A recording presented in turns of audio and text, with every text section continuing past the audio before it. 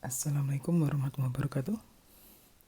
Kali ini saya akan melanjutkan mengenai pembahasan akuntansi lindung nilai, yaitu melanjutkan pembahasan di video yang pertama. Bagian kedua kali ini, saya akan fokus menggunakan bukunya BIMS ya, untuk yang edisi 13, yang membahas mengenai accounting for derivative and hedging activities. Tapi saya di sini hanya akan fokus pada hedging activities karena akuntansi derivatif sudah kita bahas di video-video sebelumnya. Jadi hari ini kita akan fokus yang hedging activities. Yang membedakan dengan bagian yang pertama, di bagian pertama kemarin saya sebutkan bahwa kita tidak mempertimbangkan adanya time value of money. Ya. Sedangkan kalau kita melihat di PSK 71 bahwa time value of money akan menjadi salah satu yang membedakan dengan PSK 55. Jadi kalau kita menghitung forward, kemudian kita menghitung future, selalu akan kita perhitungkan time value of money. Kita lihat nanti beberapa contoh soal yang mirip dengan bagian 1, tapi kalau yang bagian 1 tidak menggunakan time value of money, yang di bagian hari ini kita akan menggunakan time value of money. Kemarin kita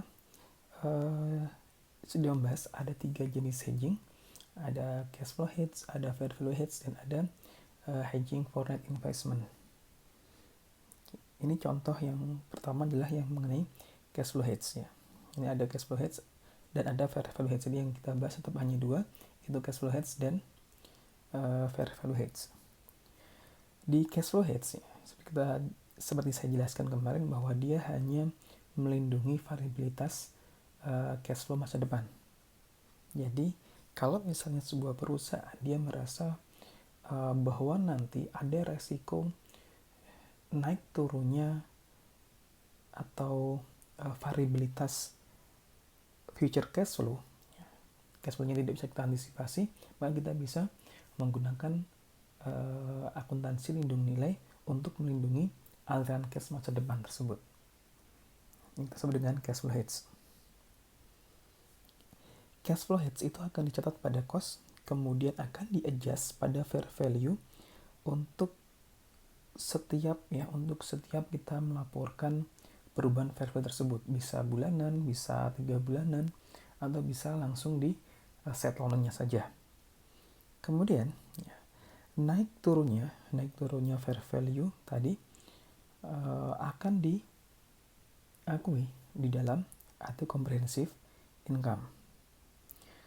Pada saat forecast transaction itu memiliki impact pada income statement, maka nanti OCI akan kita reklasifikasi. Ya, kita reklasifikasi pada revenue atau expense account. Misalnya kalau misalnya kita hedging untuk jual beli inventory ya, anticipated transaction ke depan, maka bisa kan kita adjust nanti di COGS-nya. Oke, sedangkan fair value hedge jadi bahwa dia digunakan untuk melindungi fair value aset atau fair value liabilitas. Misalnya kita memiliki aset inventory seharga 500 atau kita memiliki investasi seharga 500, karena takut nanti nilainya itu turun, maka kita bisa melakukan hedging supaya nilainya itu tidak akan turun. Disebut dengan fair value hedge. Untuk fair value hedge bedanya dengan OCI, bedanya dengan cash flow, maka nanti naik turunnya dari fair value atau perubahan dari fair value nanti akan langsung diakui di laporan laba rugi. Oke, tapi nanti kalau kita melihat di PSK 71 ada perbedaan ya. Yang kemarin sempat saya sebutkan sangat tergantung dengan apakah dia investasinya di ekuitas atau tidak. Kemudian kalau add fair value pada investasi di ekuitas, ini kita lihat apakah dia menggunakan fair value to profit or loss, berarti nanti langsung akan masuk ke profit and loss. Tapi kalau dia menggunakan AFS ya, atau yang through OCI, maka nanti naik turunnya fair value tersebut akan masuk ke OCI tanpa melihat apakah dia fair value hedge atau OCI apakah dia menggunakan cash flow hedge. Tapi itu ada beberapa persyaratan yang akan dibahas di kelas lebih lanjut. Jadi ini tapi kita lihat ya tadi di PSK 1 di bagian terakhir kapan penggunanya, bahwa selama belum ada aturan mengenai makronya, maka masih bisa menggunakan PSK 55. Jadi untuk materi AKL kali ini saya masih akan menggunakan PSK 55 combine dengan PSK 71. 71 nya mungkin saya akan fokus bagaimana kita bisa menggunakan time value of money-nya. Contoh yang pertama adalah forecasted transaction ya, cash flow hedge. Kemarin sudah kita bahas juga. Sekarang bagaimana kalau kita melihat penggunaan time value of money yang akan mempengaruhi mengenai besaran perubahan fair value-nya.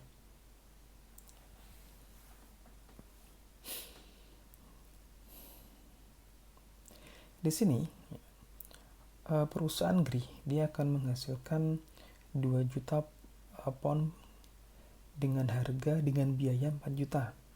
Kemudian dia masuk ke forward contract untuk mengunci harga per poundnya itu 2,2.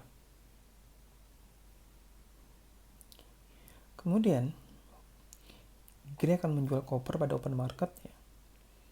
Kemudian nanti akan menerima atau membayar selisihnya dengan market price dan kontak price-nya.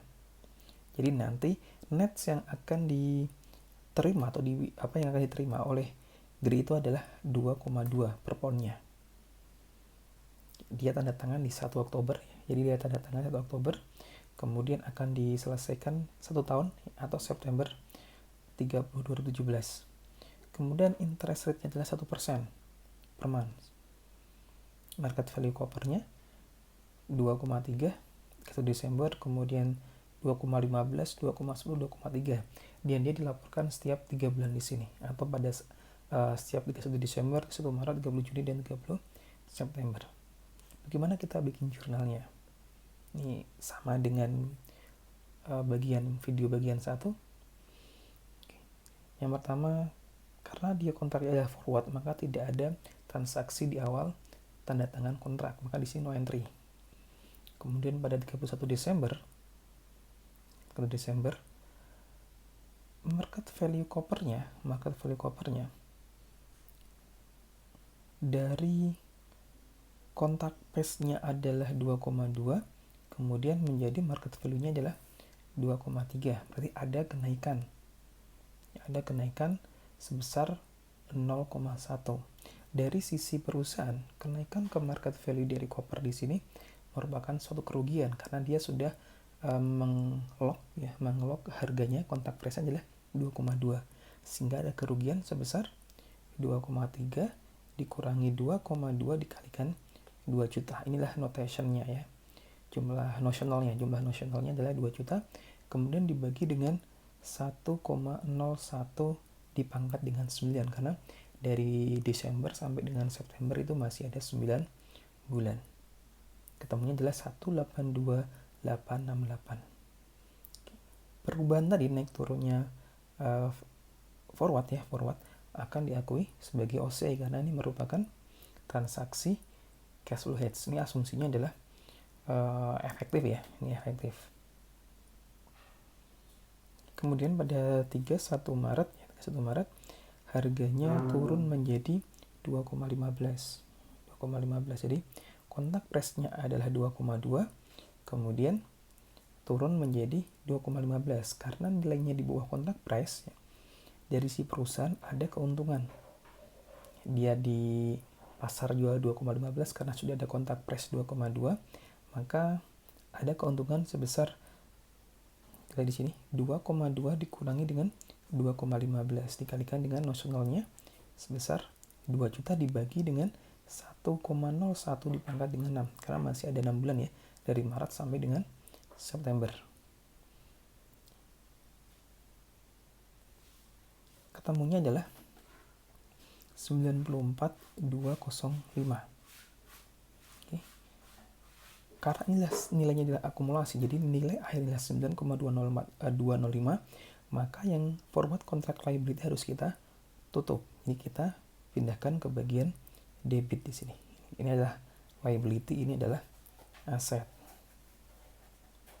Kembali lagi ke definisi mengenai loss, kemudian atau expense, kemudian gain atau revenue, bahwa dia akan ditandakan dengan naik turunnya aset atau naik turunnya liability. Oke, sini karena dia adalah gain, maka aset akan naik atau berkurangnya liabilitas. Ini sudah oke ya, sudah sesuai dengan definisi mengenai aset, gain, loss, expense atau liabilities. Sehingga total OCI-nya menjadi 277.073. Kemudian di 30 Juni turun lagi menjadi 2,01. 2,01 berarti ada gain lagi. Di sini sebesar 2,2 dikurangi 2,1 dikalikan 200.000 dibagi dengan 1,01 pangkat 3, yaitu dari Juni sampai dengan September. Ketemunya 194.118. Sudah diakui sebesar 94.2065. Jadi sudah ada forward contract di bagian aset sebelumnya di 31 Maret, yaitu sebesar 94.205. Dan hasil yang 30 Juni forward kontrak asetnya ya, itu adalah 194.118,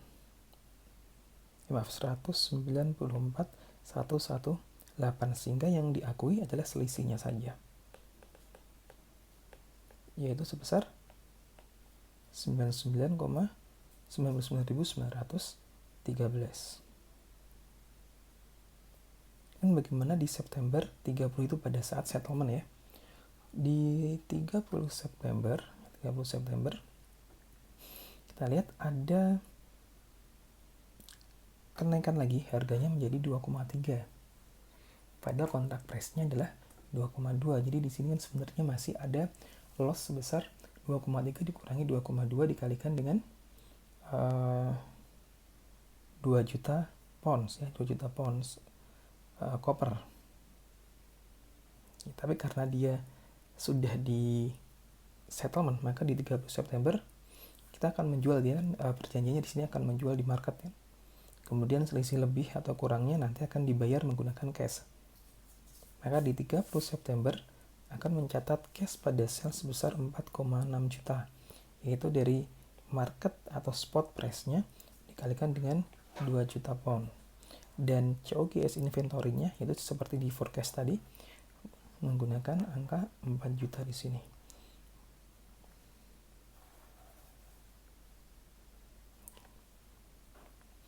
Kemudian kita settlement di sini bahwa kontrak price-nya adalah sebesar 2,2. Kalau saya kalikan dengan 2 juta adalah sebesar 4,4 juta. Ya, jadi yang akan kita terima netnya itu adalah 4,4 juta. Padahal di sini kita akan menerima 4,6, berarti harus kita membayar lagi, cashnya harus kita keluarkan sebesar 200.000. Kemudian OCI-nya yang terakhir adalah harus kita forward kontraknya harus kita close, karena settlement semua derivatif ya harus kita close. Maka di sini kita close 194.118. Maka di sini kita mengurangi sales, kemudian kita bayarkan cash, kita hapus forward contract, dan kita kurangkan OCI. Total kontrak price-nya, cash dan sales-nya sebesar 4,4 juta, yaitu dari kontrak price dikalikan 2 juta pound sebagai notional amount-nya. Contoh lagi sekarang. Sekarang kita masuk ke fair value hedge ya, untuk melindungi nilai inventory. Pada 1 November ya, perusahaan WAVE di sini menandatangani forward contract untuk menjual crude oil ya di sini ya, crude oil pada $90 untuk 100.000 barel yang akan diselesaikan dalam 6 bulan kemudian. Spot price-nya pada 1 November dah 89. Kemudian market value crude oilnya pada 1 Desember 92 dan 1 Maret adalah 89. Kita lihat di sini ya, forward kontrak, maka di 1 November tidak ada jurnal.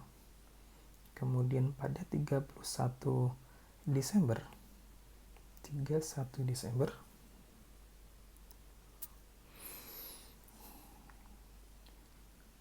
kita tanda tangan kontrak ya. Di sini adalah kontrak price-nya 90 ya. Kontrak price adalah 90 per barrel. Kemudian di 1 Desember naik sebesar 92.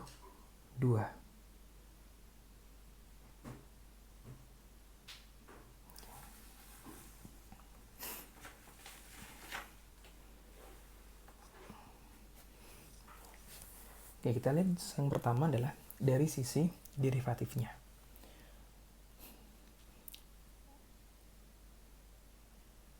Kontrak price-nya adalah 90. Kemudian di marketnya harganya adalah 92. Jadi kalau misalnya saya menjual di market itu 92, namun karena sudah ada kontrak 90, maka kita akan ada loss. Yaitu loss-nya sebesar 92 dikurangi 90 dikalikan dengan notional amount-nya yaitu sebesar 100.000 barel. Oke, asumsinya adalah di sini kita menggunakan interest.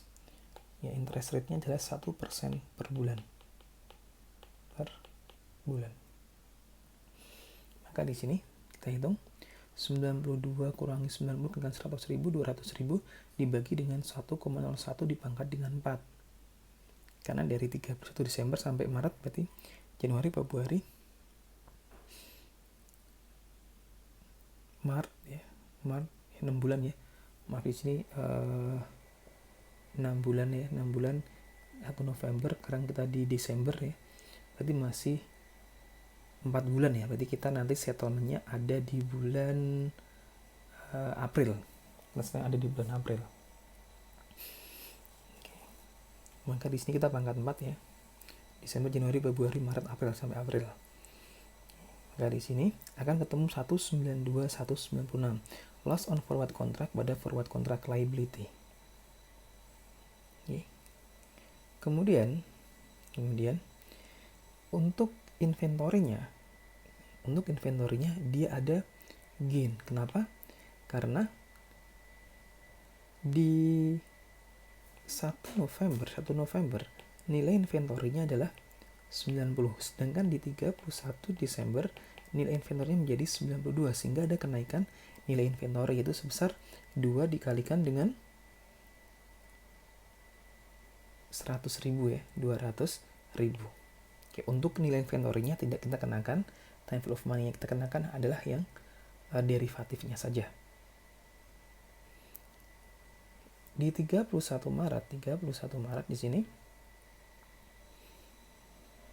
maaf ini harusnya 31 April ya, maaf ini 31 April bukan Maret, ini 31 pertama November, Desember, Januari, Februari, Maret, April ya, ini April. Di 31 Maret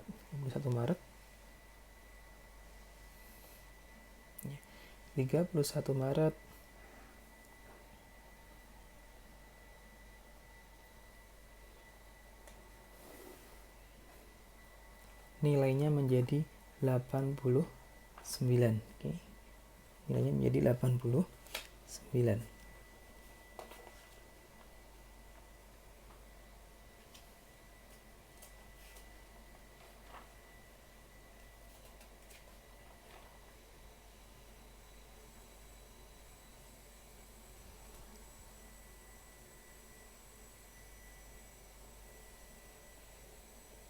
Maaf, sebentar.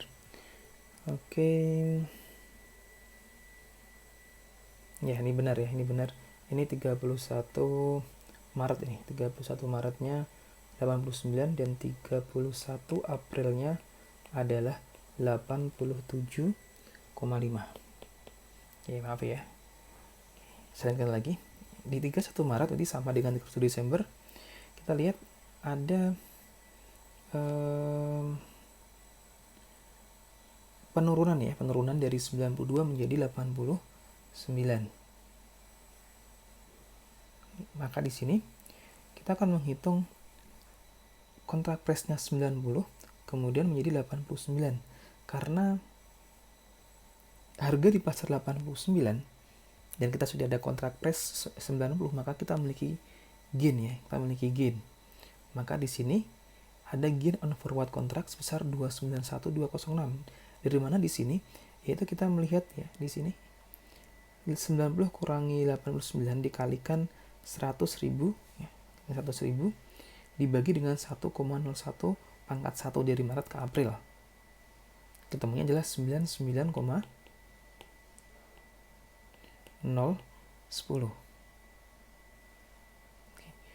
Oleh karena itu ya, yang liabilitas ini kan liabilitas ya, harus kita close, sehingga kumulatifnya itu adalah forward kontraknya nilainya adalah 99,010. Ini kumulatifnya. Kemudian di inventory di sini nilainya turun. Di sebelumnya 92 sekarang menjadi 89.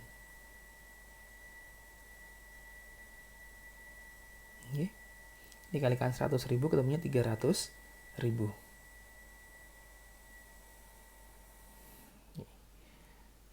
Kemudian di 31 April ini belum selesai ya di sini. 31 Aprilnya tadi dengan angka 87,5 ya, angka 87,5, maka kita akan mencatat yang pertama kali adalah cash, kemudian forward contract pada gain on forward, yaitu kita di sini karena kita melakukan settlement, maka kita akan menghitung berapa forward kontraknya. Di forward kontrak terakhir nilainya adalah 99,010 ini kumulatif bulan sebelumnya. Maka di sini nanti yang pasti forward kontraknya adalah 99,010 atau 99.010. Kemudian cashnya adalah 250.000.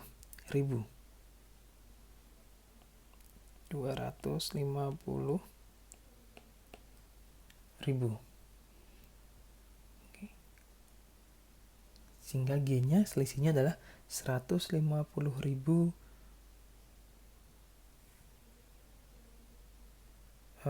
Sebentar nih, kayaknya cashnya berarti di market tadi harganya 87 setengah ya, 87 setengah dikalikan 100.000. Dan gainnya di sini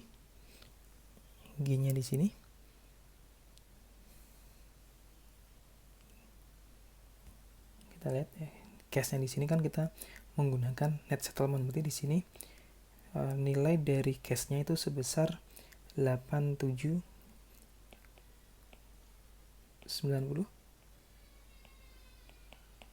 dikurangi 87,5 dikalikan dengan 100.000.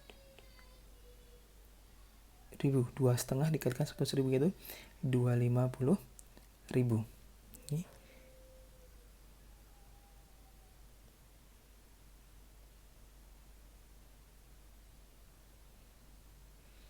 Oke, kemudian selisihnya adalah gain on forward. Jadi gainnya 250 kurangi 99.000, ketemunya adalah 150.990. Kemudian yang berikutnya adalah kita sudah meng-close forward kontraknya, kemudian kita hitung di akhir periode bahwa kita akan juga yang satu pihak gain, berarti satu pihak lagi adalah loss, yaitu inventory kita. inventory kita kan 90 ya tadi ya. Nilainya terakhir adalah 89 nih, 89 bahkan kan. Kemudian sekarang menjadi 87,5. Oke, 87,5. Di inventorinya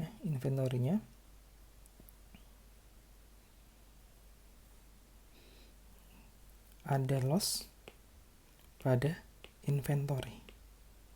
Oke, yaitu sebesar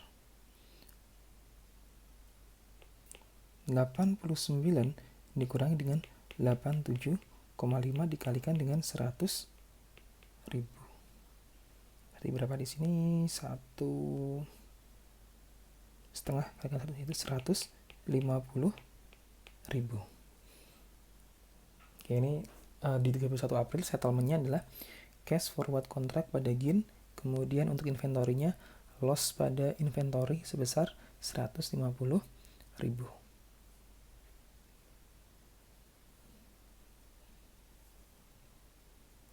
Kita lanjutkan lagi contoh yang lainnya. Sekarang ke cash flow hedging lagi. Perusahaan utility ini mengantisipasi pembelian minyak yang akan dijual ke customer Februari ke depan. Pada 1 Desember dia memasukkan future contract ya, untuk mengakuisisi 4.200 galon pada 1,4007 per galonnya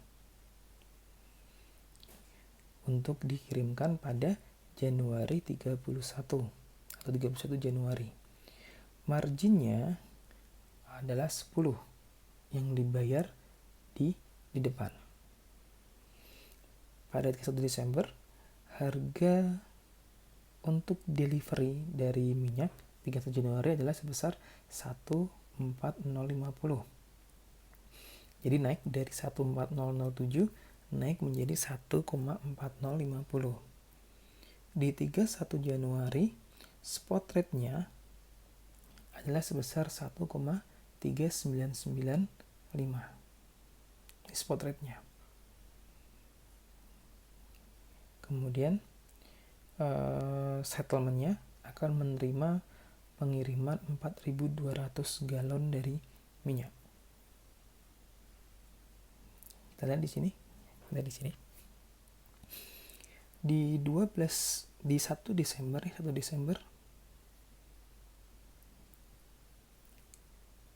future rate-nya adalah 1,4007. Oke, kemudian di 1 Desember menjadi 1,4050 dan di 31 Januari menjadi 1,3995. Di settlement ya, nilai future itu berarti juga sama dengan spot rate-nya. Ini spot rate. Ini juga spot rate ya.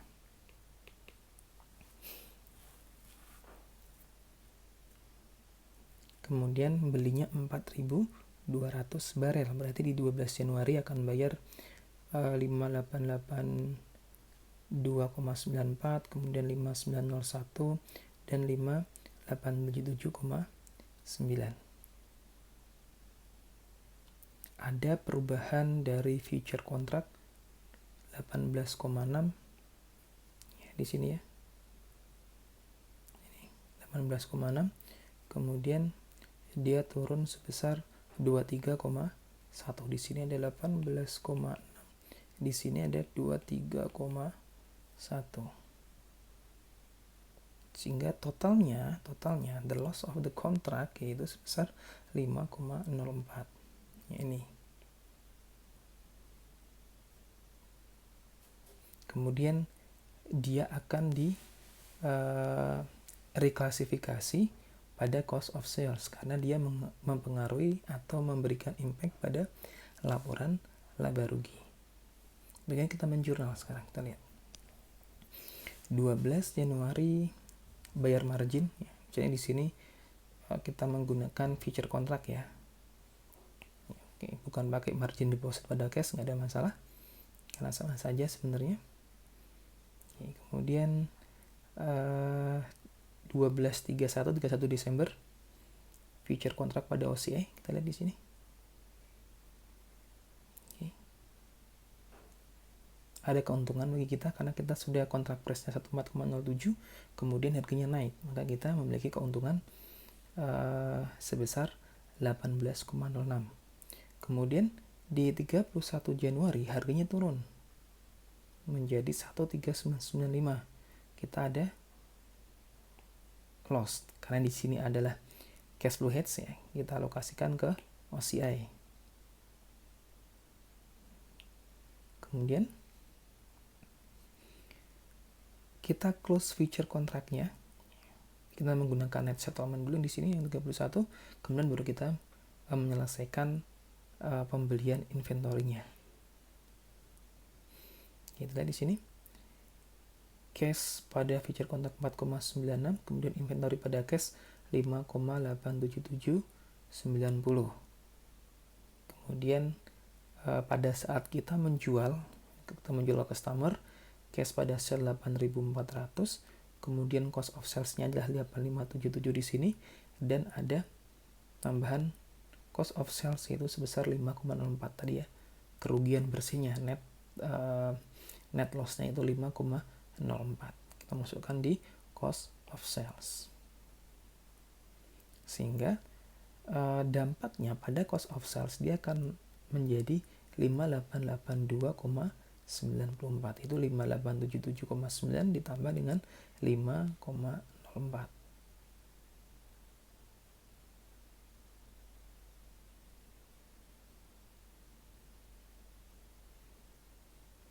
Kita lanjut lagi, masih ada beberapa contoh soal ya.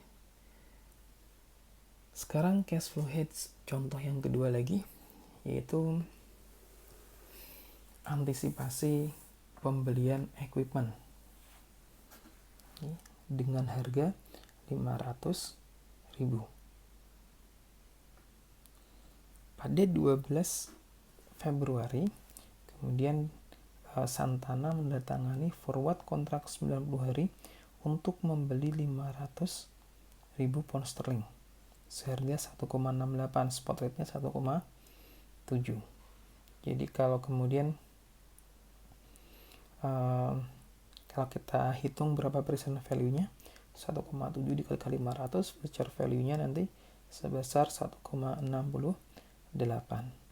Karena ini kontrak price-nya, nanti kita di akhir periode kita bayarnya itu netnya sebesar 1,68 dikalikan 500.000 pound sterling atau 840.000 dolar. Periodenya 3 bulan, kemudian Anda hitung nanti akan ketemu negatif 0,003973.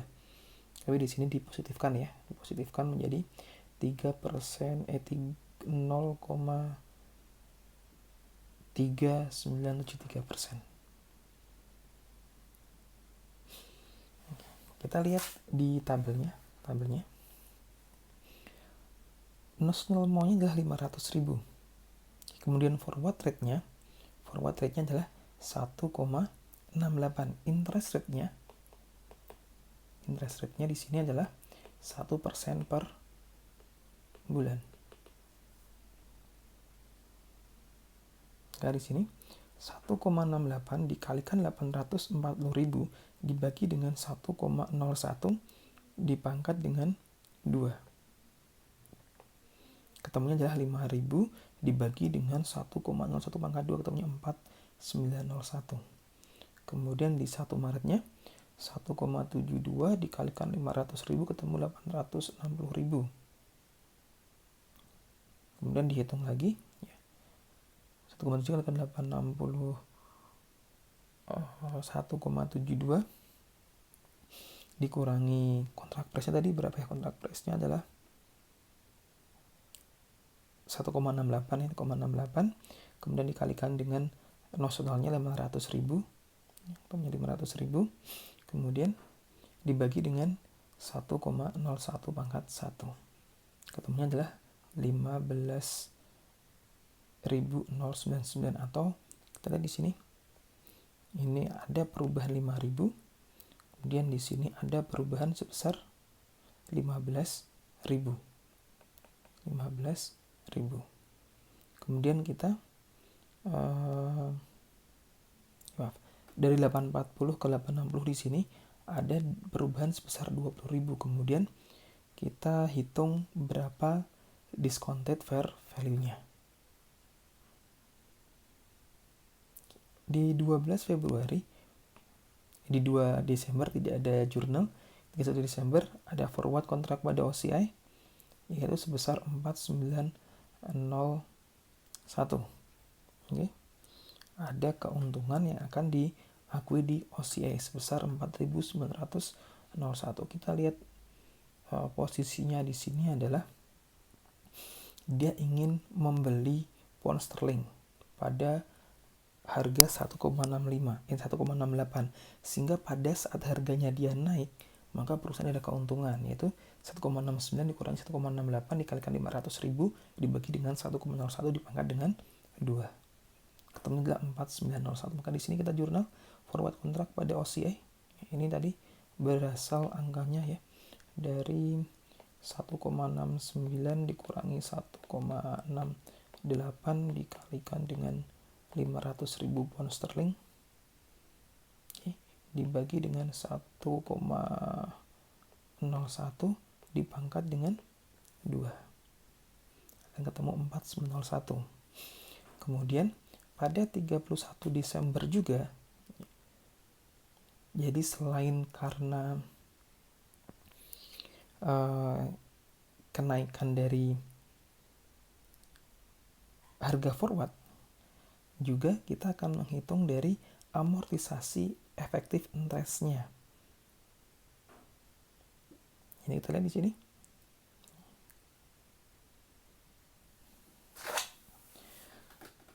Nilai present value-nya 850.000 di sini tadi ya, 1,7 itu adalah nilai spot rate-nya. Ini nilai spot rate-nya. Ini spot rate dikalikan dengan effective interest rate-nya.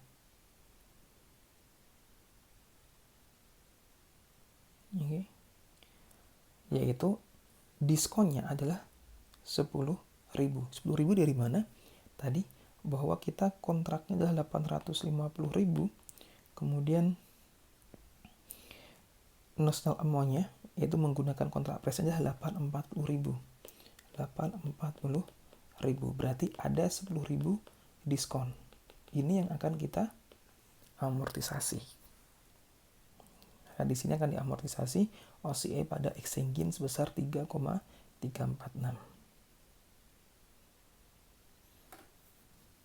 Kemudian di 1 Maret ada forward kontrak pada OCI 15.099 yang di sini ya, 15.099 di sini.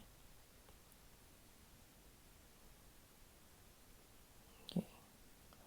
Kemudian net settlement-nya cash pada forward kontrak yaitu 860 kurangi 840. 860 adalah di sini harga market ya, market value pada 1 Maretnya. Kemudian kontraknya 840. Kita hanya bayar cash sebesar, kita akan menerima cash 20.000 yaitu selisih dari market dikurangi dengan kontrak price-nya. Kemudian kita bayarnya untuk beli equipment adalah 860.000. Kontrak price-nya 840 ditambah 20.000 yang di atas, 860.000. Kemudian masih ada ya, sisa amortisasi di sini yaitu 10.000 dikurangi 3346 di sini. Jadi sebesar 6.654.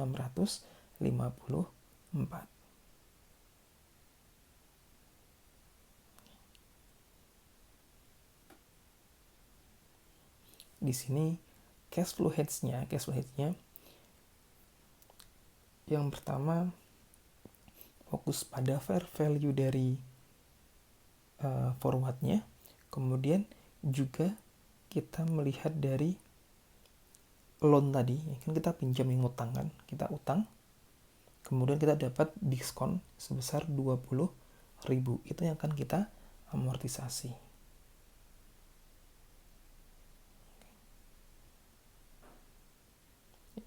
Maaf, diskonnya 10.000 ya. 850 adalah spotnya, 80 adalah kontrak price-nya 10.000. Jadi kita lakukan amortisasi atas selisih pinjaman tadi. Oke. Kita lanjutkan lagi contoh yang fair value.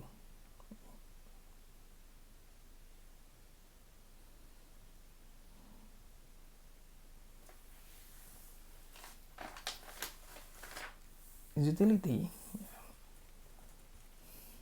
telah mengumpulkan 10.000 barel oil inventory yang tidak akan dijual sampai dengan winter, ya, akhir winter. Kemudian utility ingin menjaga nilai inventory yang dicatat pada cost 85 per barel karena takut ada penurunan harga. Pada 1 November dia masuk ke future contract untuk menjual sebesar 90 per barel dalam 3 bulan. Di November, Desember, Januari sampai dengan akhir Januari. Market price-nya 92 pada 31 Desember. Sehingga di sini ada pada saat 92 maka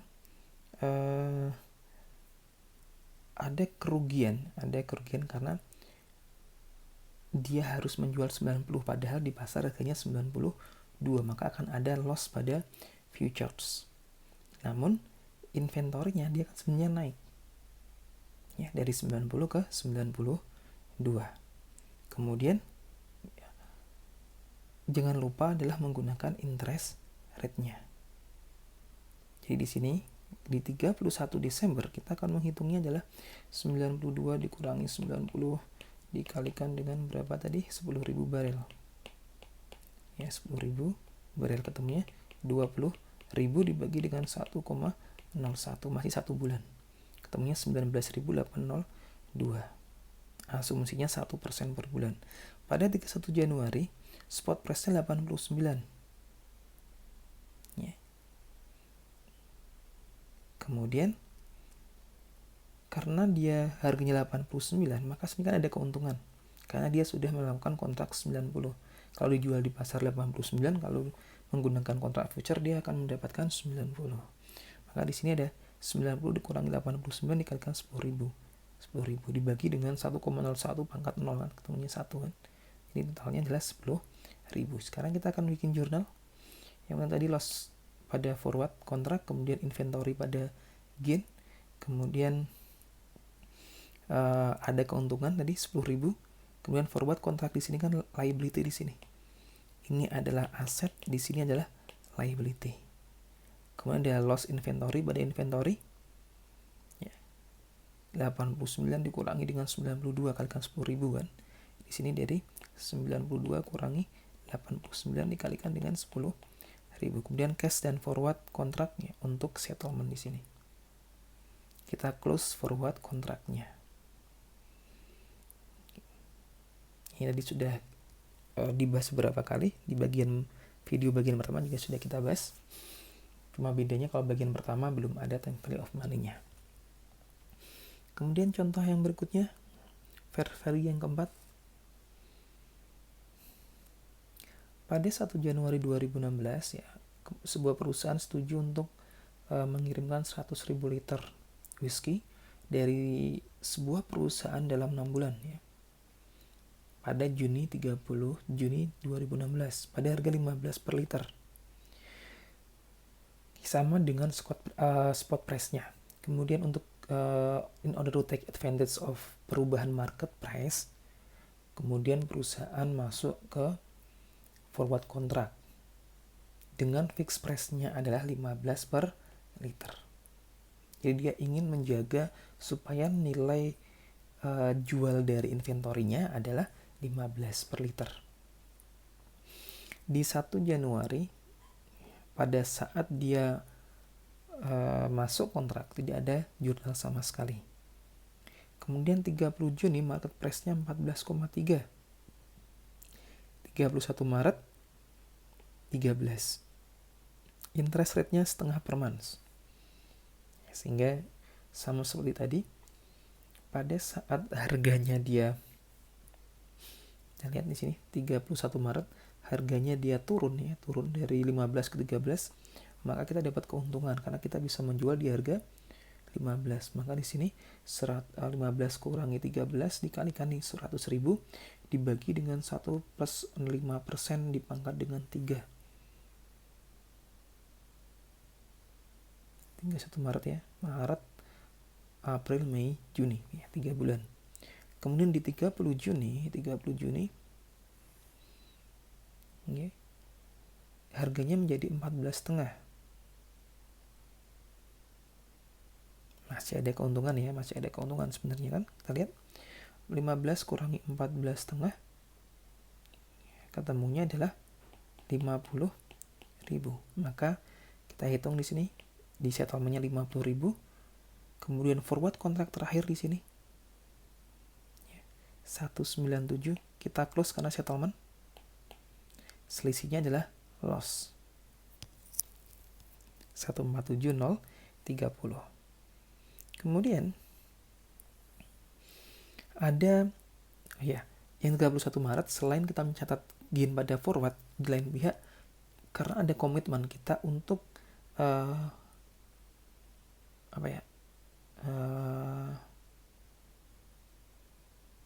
membeli ya, untuk membeli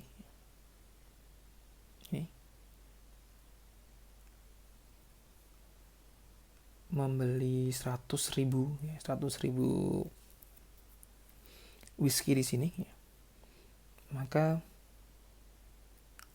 di atas kita mencatat gain forward,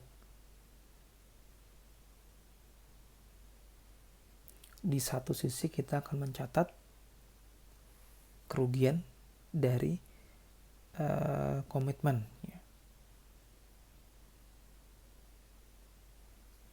Kemudian di sini juga sama, di satu sisi kita mencatat forward contract, satu sisi kita mencatat purchase commitment ya, yaitu sebesar 197 sama ya. Di sini kan 197 kita close ya. Kita close di sini. Kemudian inventory yang kita beli 14,5 di market. Kemudian cash-nya kita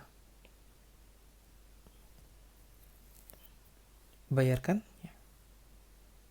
Dapat 50.000 keuntungan dari forward. Kemudian kita buat bayar dengan sesuai harga kontrak, yaitu 15 dikalikan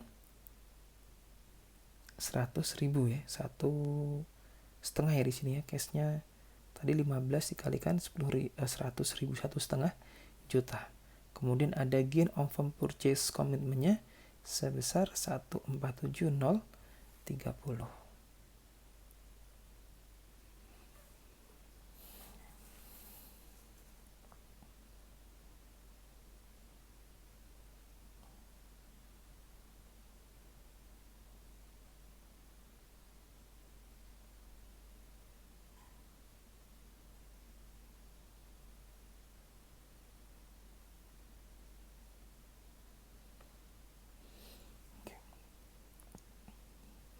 Kita lanjutkan sekarang, bagaimana sekarang akuntansi untuk hedging foreign currency receivable and payable.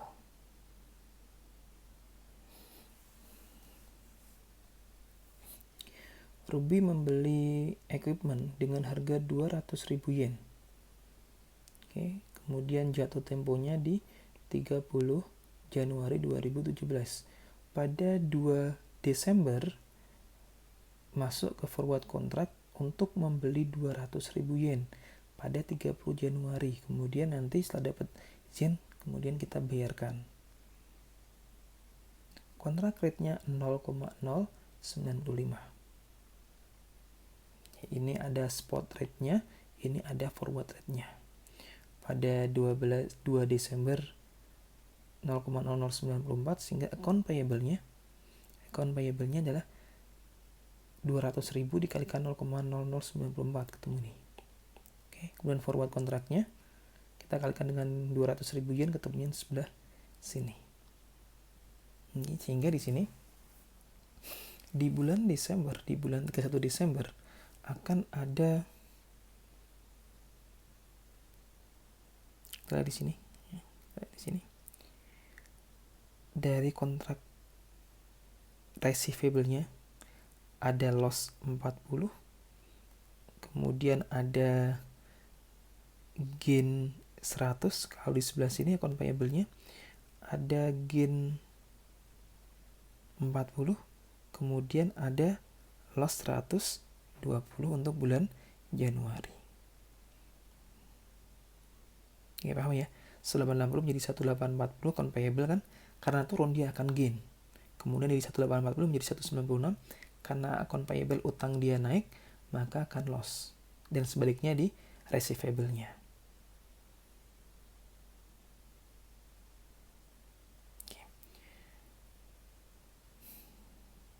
Net gain loss di Desember adalah 0 ya, karena sama-sama di sini tadi 40 gain, di sini adalah 40 loss. Jadi 40 dikurangi 40 0 ya. Ini yang kedua di sini dia ada keuntungan 100, di sini ada kerugian 120.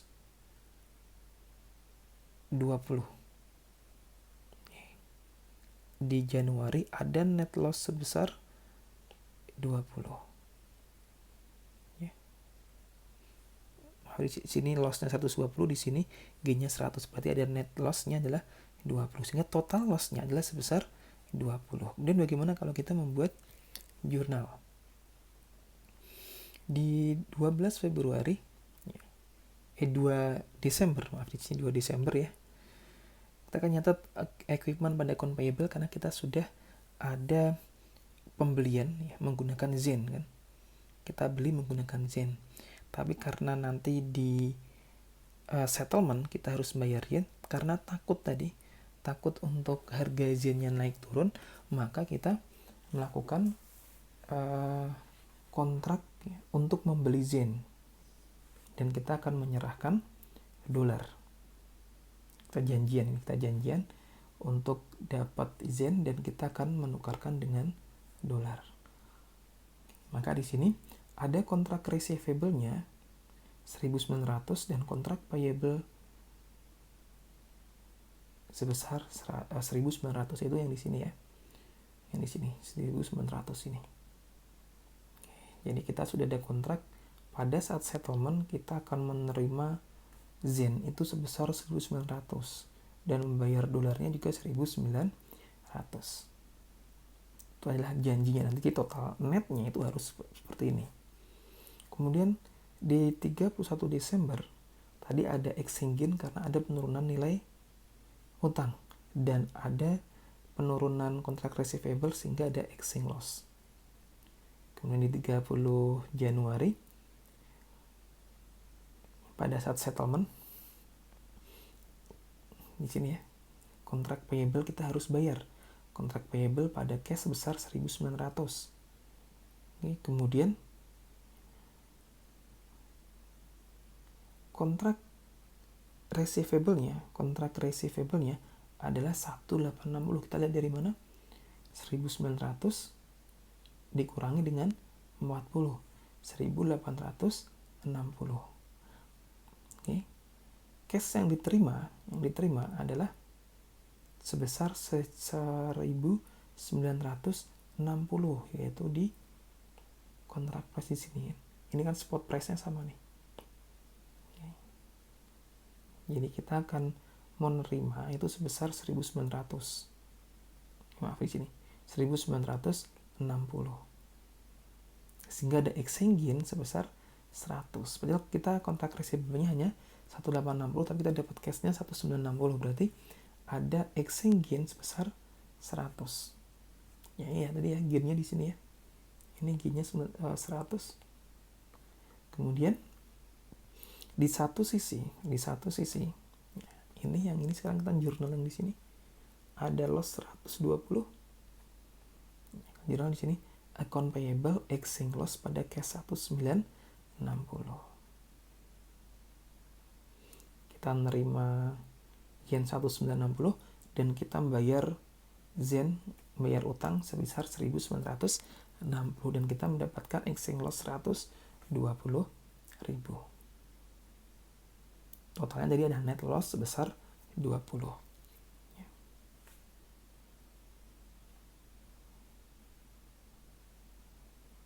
ngeceknya dia efektif atau efisien ya, kalau kita menggunakan kata 71 adalah dilihat dari kualitatifnya, bahwa sebenarnya harus naik turun, satunya naik satunya turun, ada satu gain dan satunya adalah loss. Kalau kita lihat di sini kan satunya gain satunya loss, berarti dia efektif. Kemudian kalau nanti ngitung perubahan fair value-nya ya silakan ada berapa persen, tapi di PSK 17 itu sudah kita ignore ya, kita tidak menghitung batas efektivitasnya adalah 80 sampai 125 sudah kita hilangkan. Yang pasti secara kualitatif ya, secara bisnisnya ya, itu memang dia digunakan untuk memanage resiko. Satunya untung, satunya rugi, satunya untung. Jadi kalau dua-duanya rugi atau dua-duanya untung, berarti itu bukan hedging. Kemudian contoh yang kedua yaitu identifiable foreign currency commitment. Kalau di sini tadi kita fair value hedging liability, kita punya utang, kemudian kita utangnya dalam bentuk mata uang asing, kemudian kita hedging. Di sini hedging liability. Kalau sekarang kita melakukan fair value hedging untuk komitmen foreign currency. Pada Oktober tanggal 2 2016, American Store Corporation mengkontrak dengan Canadian Distiller untuk beli 1000 case bourbon at price-nya 60.000 Canadian dollar. Saat spot rate-nya adalah 0,7 dan akan di-deliver di 31 Maret. Jadi Oktober, November, Desember, Januari, Februari, Maret, ada 6 bulan. Karena ini adalah masih komitmen, maka perusahaan Amerika dia masuk ke kontrak forward untuk membeli 60.000 Canadian dollar yang akan dikirimkan ke Amerika dalam waktu 6 bulan. Pada kontrak price-nya adalah 0,725. Pada 31 Desember dan 31 Maret ya, nilainya 0,71 dan 0,68 masing-masing. Ini di Maretnya adalah di 31 Desembernya adalah 0,71 dan di Maretnya adalah 0,68.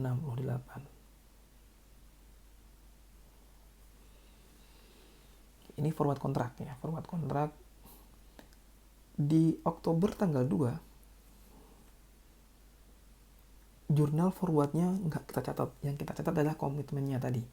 Maka di sini kita nyatatnya kontrak receivable pada kontrak payable 43.560.000 dikalikan dengan kontrak price 0,725. Kemudian di 31 Desember ternyata harga price-nya, kursnya di sini menjadi 0,71.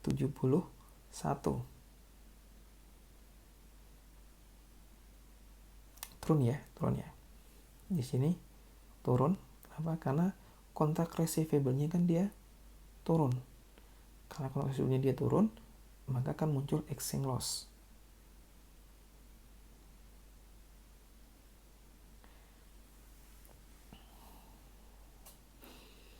Oke.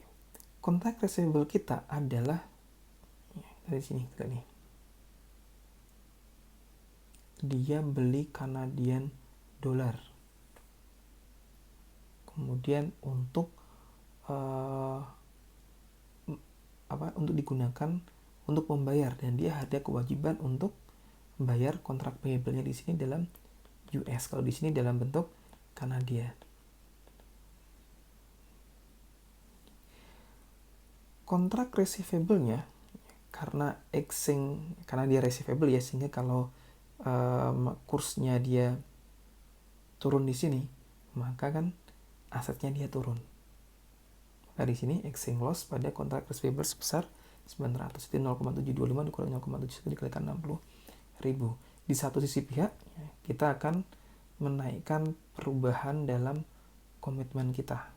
Jadi ada firm komitmen pada aset dan exchange gain sebesar 900. Di 31 Maret menjadi 0,68. Jadi kita akan bayar kontrak payable kita 4350 di sini. Kemudian cash yang kita terima ya. Tetap kita akan nerimanya 60.000 Kanadian ya, tapi kalau kita kurskan kita hanya mendapatkan 4800. Kontrak receivable-nya adalah 42 600 43500 di sini. 43500 dikurangi dengan 900. Ketemu 42600. Kemudian exchange loss di sini maka akan menjadi exchange gain di satu sisi pihak, yaitu di firm commitment di sini. Change in value of firm commitment pada exchange gain sebesar 1800. Kemudian kita beli bourbonnya tadi 43500 ya. 43500 ya. Kemudian account payable-nya 4800 ya. Anda hitung di sini account payable-nya ya. Account payable, mana account payable di sini. Oke, dan di sini ada perubahan firm commitment 4800 di sini berarti dari angka 0,68 dikalikan dengan 60.000, yaitu spot price-nya ya, spot price-nya di sini ya, dikalikan dengan 60.000 Canadian dollar, ketemu 40.800. Kemudian kita bayar di sini, kita balik lagi account payable pada cash ya, kita bayar account payable-nya sebesar 40.800. Oke, itu beberapa contoh mengenai akuntansi lindung nilai dengan memasukkan time value of money-nya yang berpengaruh pada nilai kontrak forward, nilai kontrak futures-nya. Oke, saya cukupkan. Terima kasih. Dan kita lanjutkan lagi di pembahasan materi yang lain. Wassalamualaikum warahmatullahi wabarakatuh.